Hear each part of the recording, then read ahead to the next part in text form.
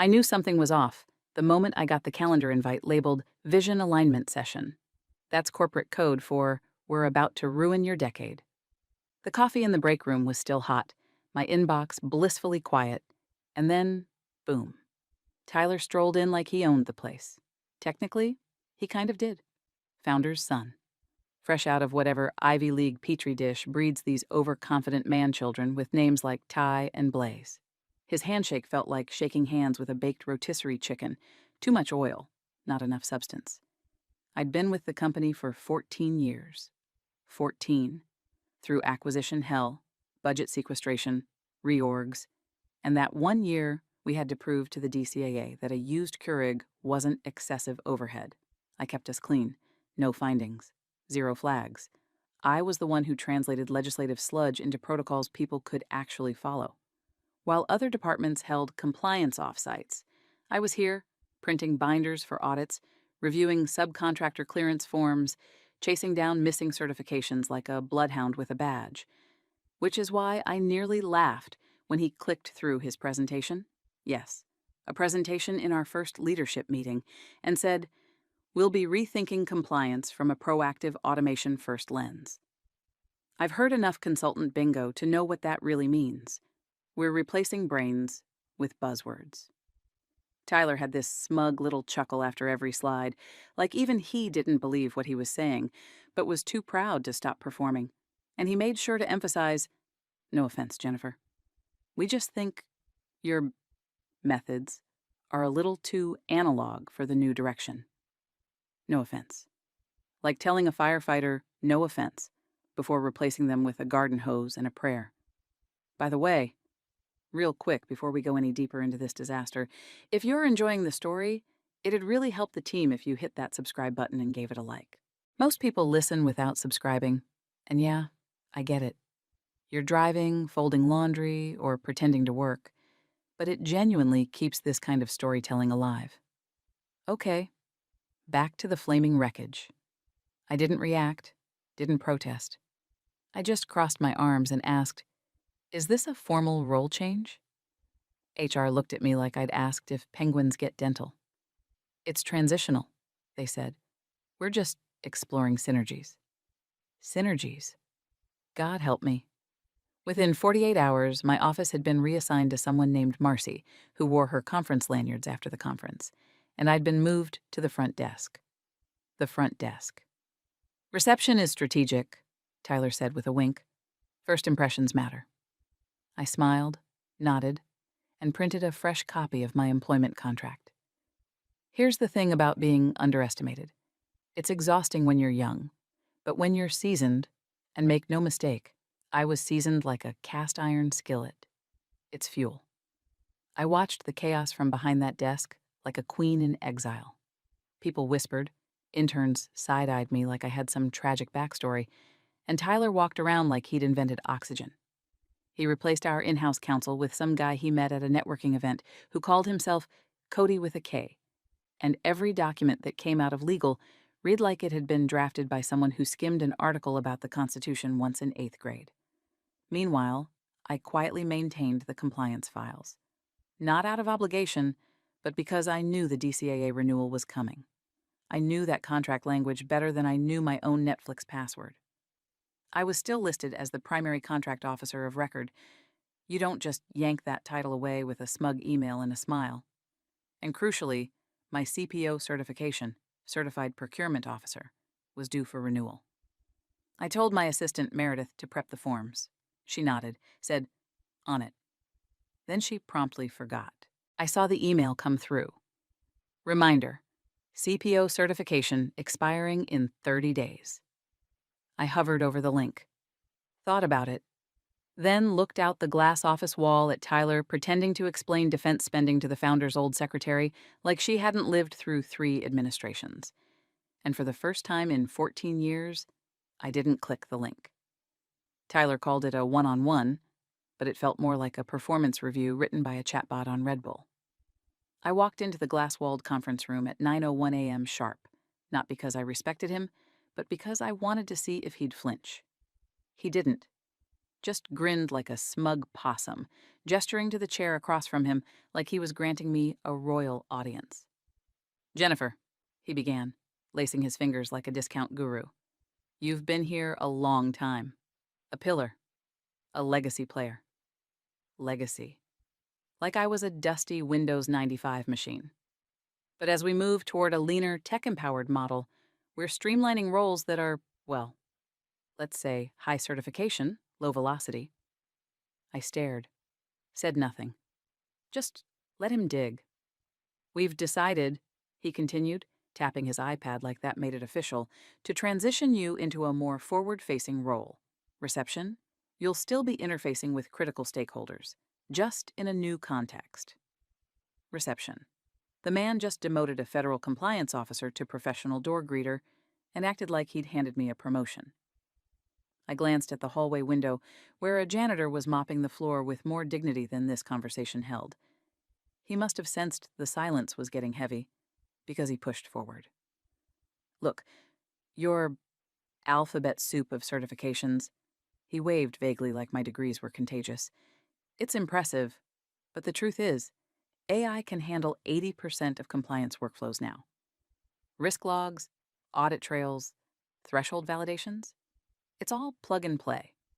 We've built a new contract ops team that's agile, cross-functional, and way less, you know, legacy." I smiled, which, for me, was basically pulling the pin on a silent grenade. "That's a significant role shift," I said evenly. "I'll need that in writing." His smirk faltered. "Well, it's more of a fluid reassignment," he said. "HR will loop you in on the logistics."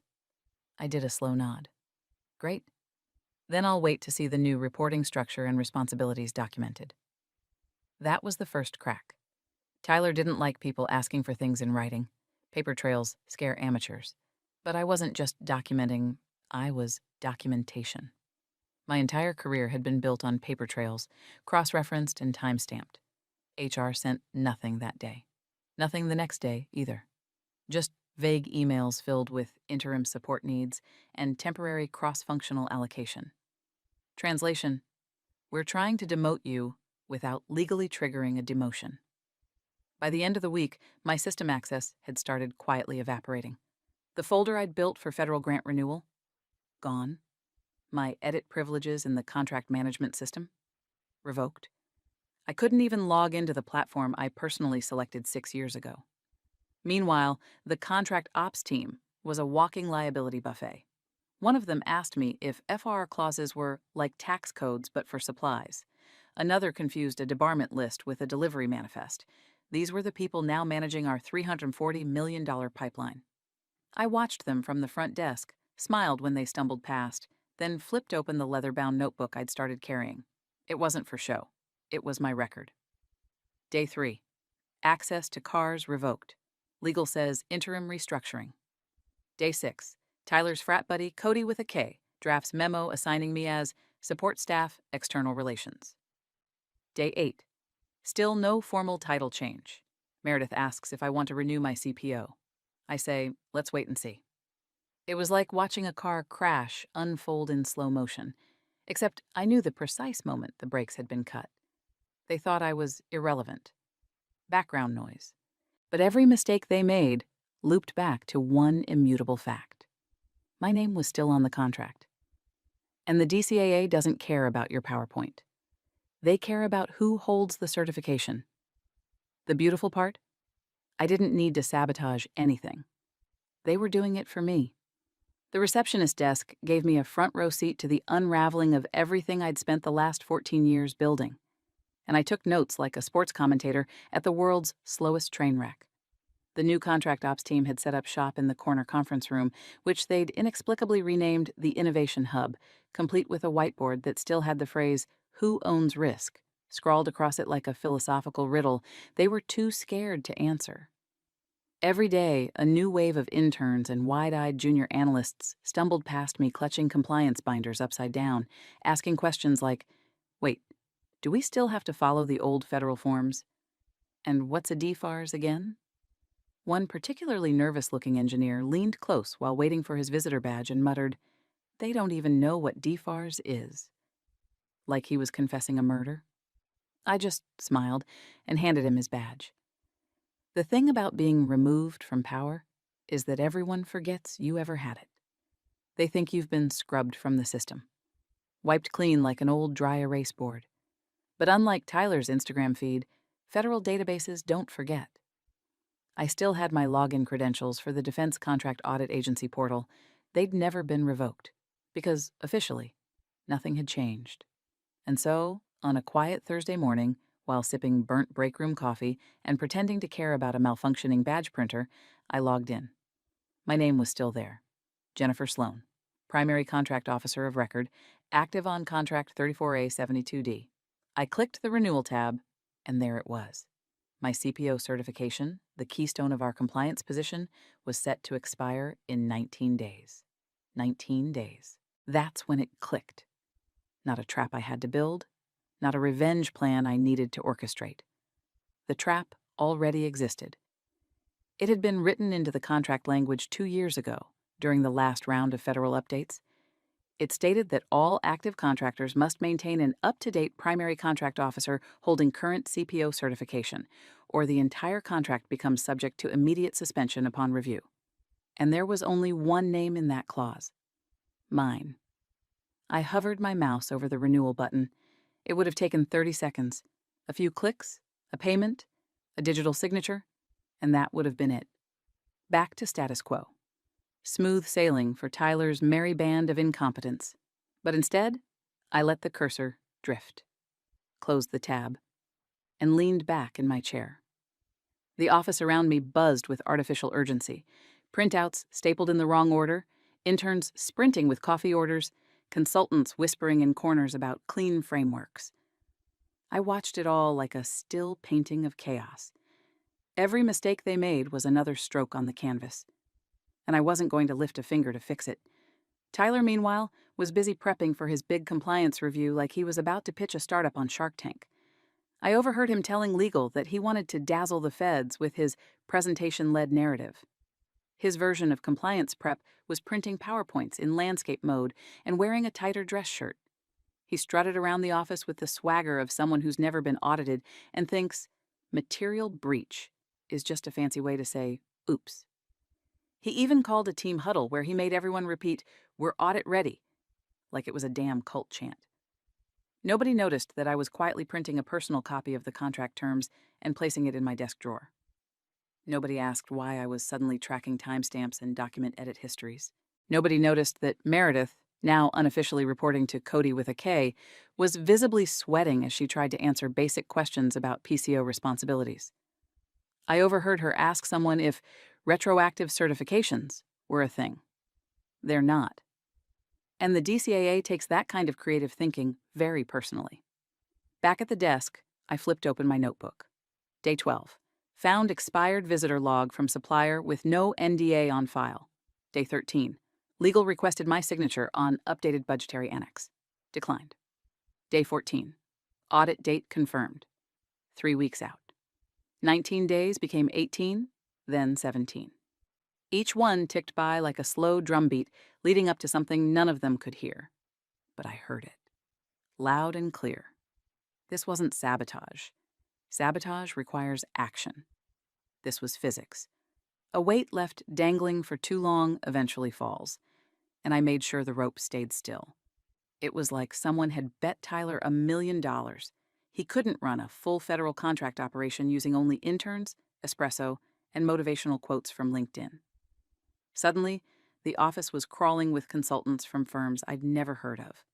Glossy-haired types in aggressively slim pants and mismatched socks, clicking around on MacBooks like they could manifest a compliance plan by sheer force of jargon. They kept saying things like, "Let's sandbox the risk matrix," and "We're repackaging the audit narrative to align with strategic optics." I watched one of them try to convert a vendor history log into a pie chart using Excel's auto-format tool and then present it to legal like it was a revelation. Legal actually clapped. I'm not kidding. There was applause. For a pie chart. Meanwhile, the actual documentation, the stuff that mattered, looked like it had been hit by a hurricane. My formerly bulletproof audit folders were now rebranded into color-coded binders with titles like DCAA Storytelling Assets and Contract Journey Map. They'd even added a tab called Our Culture, which included a quote from Tyler: "Integrity is just efficiency with morals." I wrote that one down. It felt like something I'd need for a deposition someday. Interns were running around with badge printers, struggling to load paper, asking me where the audit summary printouts were kept. I handed one of them a stack of documents and asked, "Do you know what a finding is?" He blinked, said, "Like treasure?" Tyler, in his element now, strutted into a Monday morning exec meeting with a full slideshow titled "Rethinking Compliance, the Startup Mindset." First slide, a GIF of a rocket launch. Second slide, a picture of him smiling next to our contractor sign-in log. "We're shaving compliance costs by 60%, he announced proudly. "Leaner, meaner, and way more scalable." I didn't know you could scale fraud, but I guess we were about to find out. At this point, the only thing holding the company together was the illusion that someone, somewhere, had a plan. Then I got the message. It popped up in my inbox while I was pretending to troubleshoot the lobby printer. A simple LinkedIn message from an agent I'd worked with before. Sharp guy, quiet, respected. "Just confirming you'll be attending the renewal review?" There it was. My heart didn't skip. It didn't race. It just clicked, like a key sliding into a lock. He wasn't asking out of courtesy. He was confirming what he already knew. My name was still in the system. I was still the primary contract officer. I was the face they expected to see across that table. I paused for a moment, looked at the blinking cursor. Thought about Tyler's last team huddle, where he high-fived someone for making a compliance checklist in Canva. Then I typed back, "I'll be present."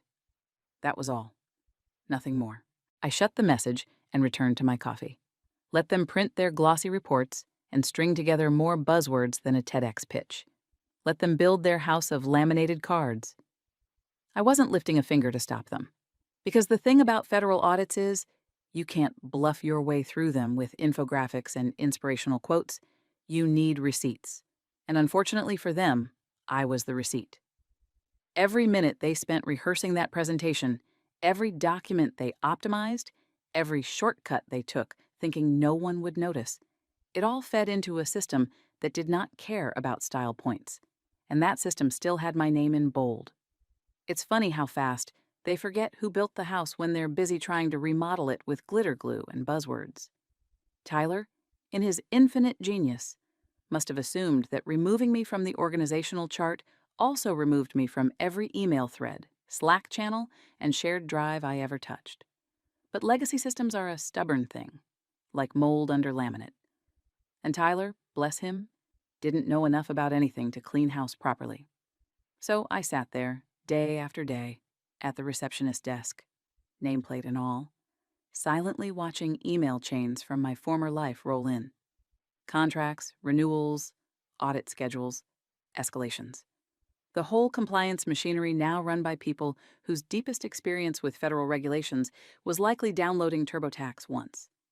At first, it was entertaining. I watched them fumble through my old SOPs, misread internal deadlines, and send urgent messages to legal asking if a vendor's expiring clearance could be overridden manually. Spoiler, no. But then, somewhere around day 12, things turned from amusing to quietly dangerous.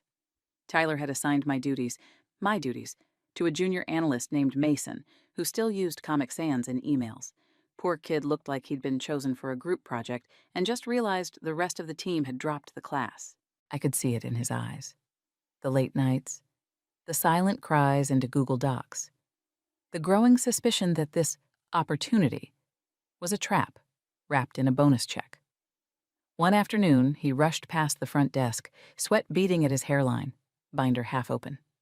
"Hey, Jennifer." He paused, unsure if saying my name was allowed in Tyler's brave new org chart. "Quick question. What does this clause mean about certified authority for renewal filings? Because, legal says we're good, but then procurement said we need a named signatory, and I raised an eyebrow. Nodded once, said nothing, and he just stood there, flinching in the silence, before shuffling away. I didn't have to answer. That clause was the trap, and the trap didn't need explaining. It just needed time. Emails kept flooding in. One particularly rich thread had Cody with a K, suggesting that Mason borrow Jennifer's signature for a compliance form. Not forge. Borrow. Like a cup of sugar. Tyler replied with, LOL, if it works, it works. Every time someone hit reply all, they forgot I was still sitting there, sipping coffee and reading every word. The whole office had turned into a poorly written thriller where the villain monologues with the mic still hot. But I said nothing. Didn't forward, didn't warn. Just logged each misstep in my notebook. Then came the phone call. It was just past 6 p.m. Most of the staff had gone home. The lobby was quiet. My phone buzzed. The founder. I hadn't spoken to him since the handoff to Tyler, and I nearly let it ring out of spite. But curiosity won. Jennifer? He said, his voice half warm, half worried. Hey, I just wanted to check. Are you still handling the 34A renewal? For the DCAA? There it was. Not suspicion. Not anger. Confusion. I stared out the front window for a moment, watched a pigeon land on a cracked parking lot line, then replied calmly, I was. I'm not. He was silent. You're not? He finally said, like the words didn't fit in his mouth. But your name's still... I know, I said, and let the silence hang like a noose. HR never formalized the change. So technically, yes, I'm still listed. But as of now, I'm just the receptionist. He stammered a bit, said something about following up with Tyler. Then the line went dead. After that, no one really looked me in the eye. Tyler walked by a few times over the next few days, laughing too loud at nothing, dragging consultants behind him like a wedding train. But when his eyes met mine, even for a flicker, I saw it. Doubt. That little twitch in the jaw that says, what did I miss? And I smiled. Because I wasn't hiding. I was just present. Present like a shadow in a locked room. Present like a fact they chose to ignore until it started knocking. Present like my certification still wasn't renewed. The clock kept ticking, and they kept handing me the keys to their own funeral. The day before the audit hit like a late-stage caffeine crash, sudden, ugly, and loud. I just sat down at the front desk with my usual sad little cup of break room sludge when I heard it. The tone. It started in legal, of course. First, the rushed footfalls. Then the sharp whispering. Then that particular kind of forced calm that smells like panic wearing a necktie. Tyler had apparently asked for a final audit checklist the night before so he could lead the review like a CEO in training, which is hilarious considering the only thing he ever led was a TikTok workshop on team building. Legal, trying to play catch-up, opened the compliance file to polish the contact sheet. It was then that the paralegal, bright kid named Anna, finally blinked and said aloud, Wait, where's Jennifer's active certification? Silence. Then chaos. See, federal systems don't care about your feelings. They don't care about your org chart, or your LinkedIn title, or your shiny laminated slides. They care about expiration dates, registration IDs, and system logs. And somewhere between backslapping Tyler into power and handing my responsibilities to an analyst who still confuses FOIA with FOMO, they'd all failed to realize something vital. My CPO certification had expired. Last night. Midnight. Locked and time-stamped by the Federal Registry. It wasn't pending. It wasn't flexible. It was gone. I heard legal tearing through the hallway, binder pages flapping like panicked wings. People were on phones, frantic typing. Someone knocked over the water cooler. HR's door slammed. Loud footsteps made their way straight toward me. HR Director Melissa, usually cool, usually polished, looked like she'd just sprinted through a sprinkler made of red tape and bad decisions. She leaned over the front desk and hissed, Jennifer, we need a moment. Of course, I said, standing slowly, straightening my blouse like I'd been waiting for this exact moment. Because I had. They led me into a conference room like I was a visiting diplomat. 3 people were already seated: Melissa from HR, Anna from legal, and Mason, the human stress ball Tyler had appointed to run compliance. All 3 had the expression of people who just realized they were standing on a frozen lake and heard the first crack. Melissa leaned in, smiled, too wide. So, small hiccup. It appears your CPO certification expired last night. I nodded. That's correct. She glanced at the others. And, since your name is still listed as the primary contract officer, totally understandable oversight, of course, we're hoping you can just go ahead and renew it. Today, you know, as a favor. I almost laughed. I didn't. I just folded my hands. I would, I said, voice calm as a confession booth, but I no longer hold that position. Remember? You reassigned me. Anna from legal cleared her throat. There was no formal demotion. Correct, I interrupted. No formal demotion. No formal reassignment. No updated reporting chain. No written HR notice. Nothing in the system. Which means I'm still the primary officer of record. But I'm not authorized to act as such. Per your own language, by the way. Mason looked like he might cry. Melissa tried again. Jennifer, be reasonable. You can still renew. It's just a lapse. No, I said. It's a procedural void. My access was revoked. My duties reassigned. And I have the emails to prove it. Anna pinched the bridge of her nose. Backdating won't work, she muttered. The federal timestamp's already locked. Melissa leaned forward, desperate now. Then help us, please. We can reinstate? I smiled. You'll want to speak to legal about that. After all, I'm just the receptionist. The words hit like a gavel. I stood, collected my notepad, and walked out as calmly as I walked in. Back to the desk. Back to my quiet seat, with the best view in the house. The audit was less than 24 hours away, and they'd just realized the floor beneath their glossy rebrand wasn't floor at all. It was quicksand, shaped like my signature, and they were already neck-deep. Audit day dawned crisp and smug. The office smelled like dry erase markers, cologne, and desperation masked under citrus-scented optimism.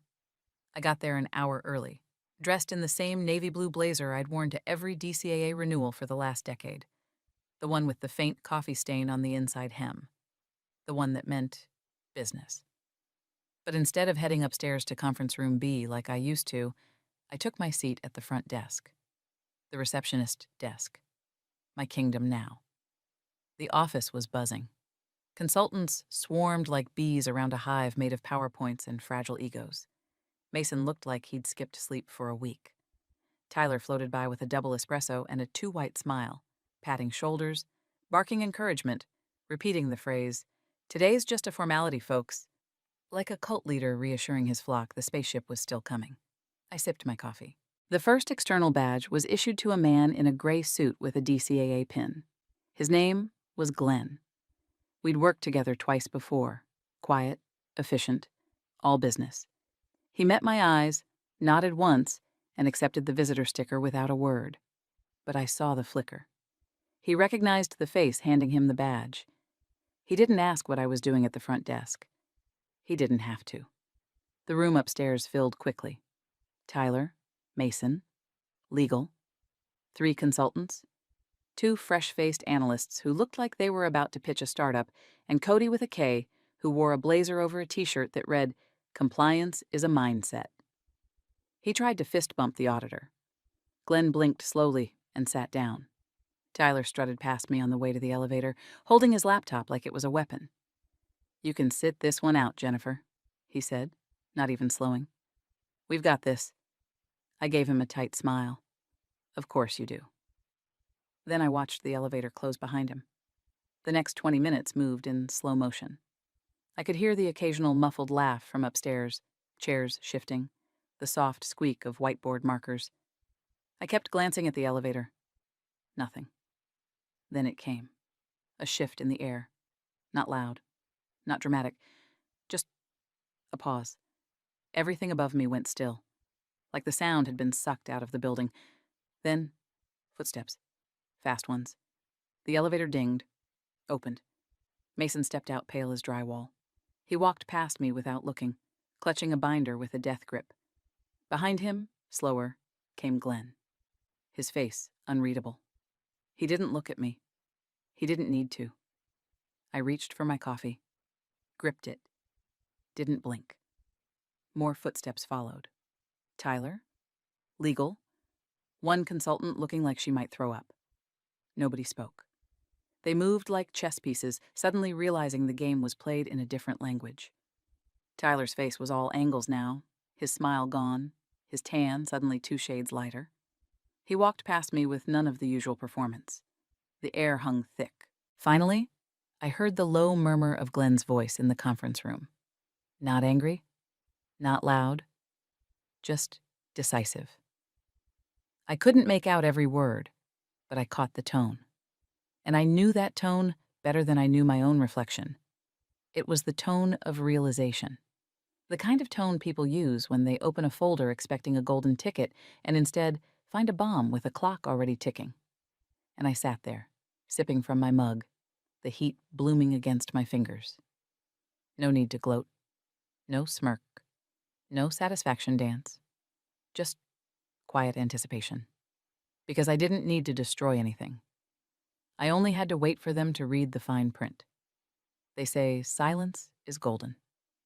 In that room, it was a wrecking ball. Glenn opened the binder with the calm of a man reading someone else's obituary. He flipped past the fluff, past the compliance culture graphics, and Tyler's glossy headshot, straight to the real paperwork. You could always count on Glenn for that. He wasn't here for TED Talk nonsense or synergy decks. He was here for names, dates, credentials. And then he said it. Primary Contract Officer, Jennifer Sloan. He didn't raise his voice, didn't ask a question, just read the line aloud like it was scripture. The room went still. I couldn't see their faces from downstairs, but I could feel it. The shared realization. The stomachs sinking in unison. Tyler tried to speak. I know that because his voice carries when he's nervous, and I caught the sharp intake of breath right before he said, "Actually?" But Glenn held up a hand. Just a simple, quiet stop. And then came the kill shot. Her certification expired last week, and she is the only listed PCO on this contract. As of midnight tonight, your $340 million federal contract is void. Boom. I didn't hear anything for a second after that, not because the room was silent, but because I was. Everything inside me just stopped, like an orchestra cutting out mid-note, letting the echo carry the weight. Then chaos. Legal tore through binders, like answers might magically appear under a sticky note. Mason dropped his laptop bag. One of the consultants actually said the words, "Can we just update the system real quick?" And I swear, I heard Glenn mutter, "It's a federal database, not Google Docs." And then, the voice. The founder, dialed in from whatever overpriced vacation compound he'd exiled himself to, exploded through the speakerphone. "What the hell do you mean void? We just renewed last quarter. How is this? Tyler, what is this?" Tyler stammered something about oversight, then something about HR transitions, then tried to throw out the word provisional, like it was a shield. But it was too late. The wall had cracked, and water was flooding in. That's when I stood up. I'd been sitting at the desk, watching the elevator display blink numbers like a countdown to detonation. I smoothed my blazer, tucked my notebook under my arm, and walked quietly down the corridor. I could feel the change in the air as I got closer to the room, like walking into a place where the storm had already hit. I stepped through the door without a word. Every eye turned to me. Tyler looked like he'd seen a ghost. I walked past him, past legal, past the still spinning head of HR, and right up to Glenn. "Mr. Peterson," I said, "thank you for your time today." He nodded once, eyes steady. Mrs. Sloan. I pulled a single envelope from my notebook. This is my formal resignation, I said, loud enough for everyone to hear. Effective immediately. Tyler opened his mouth, but I turned to legal. I've retained a copy of all correspondence documenting my removal from active duties and revocation of platform access. If you'd like me to testify regarding the timeline, I'll be available by subpoena only. Dead silence. Even the founder on speakerphone didn't say a word. I walked to the door, turned back, and for the first time in months, I allowed myself the smallest, most professional smile. I hope your new team works out. Then I left. Not stormed out. Left. Because after midnight, there wouldn't be an office to return to. By 10:32 p.m. that night, the lights at the office blinked out like someone had unplugged the entire operation from the wall. Not metaphorically, literally. Federal lockdown protocols had been triggered the moment the audit notes hit the system. Emails froze mid-send. Contracts vanished into digital quarantine. Every badge access revoked. Every terminal locked out. The $340 million pipeline Tyler had paraded like a toy train set was now a federally sealed evidence locker. Someone from the Office of Inspector General had already flagged the renewal discrepancy, and with my name stamped in every clause that mattered, the system did exactly what it was designed to do: shut them down before they could do real damage. The building itself stood silent. Dead. Like the corpse of a company that hadn't realized it was already bleeding out. By midnight, the founder's private jet had landed, unscheduled. He came barreling through the glass front doors in jeans and a windbreaker, his face the color of unpaid taxes. He didn't ask for a tour, didn't call a meeting. He stormed straight into the executive suite, where the ops team had been corralled like panicked cattle in business casual. Tyler didn't make it past sunrise. He was escorted out with a single box of belongings and a legal envelope thicker than his resume. His name was wiped from the internal directory before the coffee machines rebooted. The contract ops team? Suspended. Pending investigation. Every Slack channel, every shared doc, every video call, audited. The consultants evaporated into voicemail. Cody with a K posted a vague LinkedIn status about learning through adversity and was never heard from again. And me? I wasn't there for any of it. I was at a quiet bar 4 blocks away, sipping a bourbon neat in a booth by the window. The kind of place with no TV, no music, just the soft clink of glass on wood, and the occasional muttered story from a bartender who'd seen too much and judged too little. I didn't feel rage, didn't feel smug. I just felt still, like I'd finally exhaled after holding my breath for months. My phone buzzed once, then again. 2 recruiters, one from a defense contractor I'd audited back in 2017, another from a firm that handled security clearances for federal subcontractors. The third buzz came from a name I didn't recognize, but the message was clear. We'd like to meet. We've been following your work. I set the phone down. Didn't answer. Not yet. The bartender walked by, glanced at the empty glass. Another? I nodded. Yeah? One more? He poured. No questions. Outside, the streetlights cast long shadows across the sidewalk. A couple walked by, laughing. Somewhere down the block, a siren flared and faded. I raised my glass, looked out the window, and said to no one in particular, needing my certification was the only thing they got right. Because in the end, they'd built their empire on assumption, and I just let it collapse. No sabotage, no schemes, just precision. One expired line, one ignored name, and the whole damn thing crumbled. Perfectly.